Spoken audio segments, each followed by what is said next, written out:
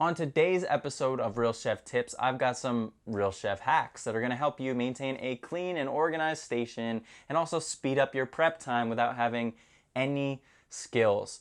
Like zero. One less than one total skills. If you were a skill crane, you'd be broken. If you were a rapper, you'd be Lil Xan. Zero skills at all.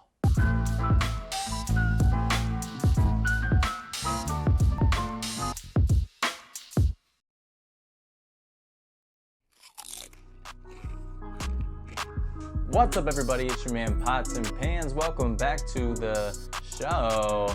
The last 2 weeks have been a little bit information and technique heavy, so I'm gonna get you in and out of today's episode with a little Friday Light Bites action. Friday Light Bites! So let's get right into today's episode after you subscribe. So, tips to help you prep a lot cleaner and faster and more efficient. Tip number one, keep all of your ingredients in a hotel pan in the fridge.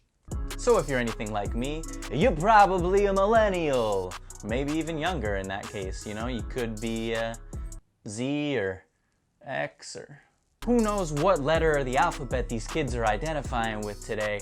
Whoever you are and whatever flutters your putter, if you're living in today's day and age, you want it fast and you want it meow.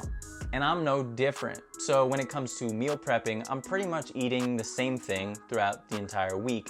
So even though most of my food is prepped, when it comes to cooking the few a la minute things like eggs, which I eat literally every day if you watch the show, keeping my food in this hotel pan allows me to just open the door, pull it all out, put it on my prep station, it's all there, and then when you're done with it, put it right back in. Now the same thing goes if you're prepping a new recipe and you're a little unfamiliar, so maybe you have a recipe card, like one of these, you know? So you take this and you go to your fridge and you go to your dry goods area of the kitchen and you put it all in the same pan, you organize it, you bring it to your prep station, just like I said, you get it all out once at the same time, and then when you're done, you put it all away. There's absolutely no going back and forth, there's no wasting time, and there's absolutely no being a nightmare. Tip number two, keep a small little bowl or a scrap bin on your prep station. If you've been watching my videos every week, you've probably noticed this little hack that I do every time. I haven't really touched on it yet, but the thing is, a lot of times in our home kitchens, we have our garbages stored in places so they're not out in the open and looking like shit. We put them underneath tables like mine, or they're around the corner, or they're covered so it's not messy and our kitchen doesn't smell, or it's under a cabinet, or it's in a dry goods closet so we'd have to open the doors. 9 times out of 10, it's probably gonna be a pain in the ass to access, especially if your hands are dirty. If you're dealing with raw chicken, you don't wanna be opening drawers, touching things. You definitely don't wanna be touching a garbage in general. Don't be a fucking nightmare. So if you're someone who has completely zero standards, you can always pull the trash can closer to you and work over top of it, but shit's all over the floor. You're increasing the chances of you getting sick by cross-contamination. If a chef saw you doing that in a restaurant, he'd eat your ass, and not in a good way. Use the bowl on your station, okay? When it fills up, walk over to the garbage can, dispose of it, bring it back to your station, wash, rinse, repeat. Tip number three, hotel pan organization. Now, it doesn't have to be a hotel pan, it could be a sheet tray or a half cooking sheet tray. It just depends on how much size of a kitchen you're working with, you know, how many ingredients.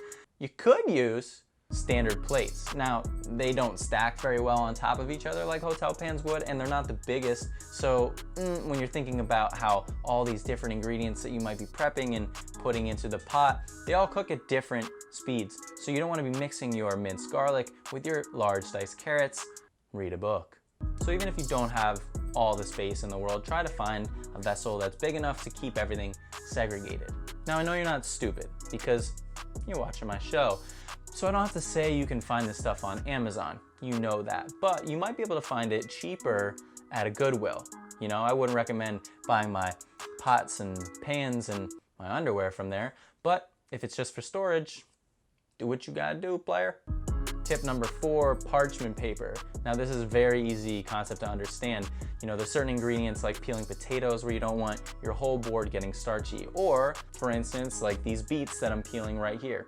If you know anything about beets, you know that it's essentially the devil's menstrual cycle. It stains everything. I do the same thing when I cut up berries. When you're finished, just crinkle it up, throw it away. No tiki, no laundry. Now, I think that this technique is a game changer, but I do think a lot of people abuse it. You know, just, you don't want to make a mess, you're lazy, so you pull out parchment paper for everything, you use it for 30 seconds, and then you throw it away. I'm what I like to call a conscious creator, so don't be so wasteful, all right? If you ain't into this vibe, then unsubscribe. Use it sparingly and use it wisely. Don't be a piece of shit. And last but not least, tip number 5. This is kind of piggybacking on the last one. If you don't have a lot of space, one thing you can do instead of using parchment, which can get a little loosey-goosey on your countertop, is use plastic wrap. You can just block off a portion of your table, or like me right here, I'm using the entire table. It's gonna wrap the whole goddamn thing. This could be my favorite technique when it comes to saving time and dishes and overall cleanup. When you're finished, crinkle it up, Kobe that shit.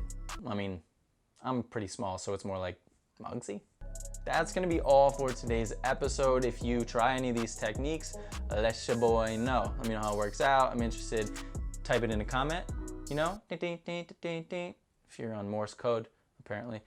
Like this, share this with someone else who's also on their cooking journey. And again, until next week, I don't like saying goodbye, so I guess I will just say thank you.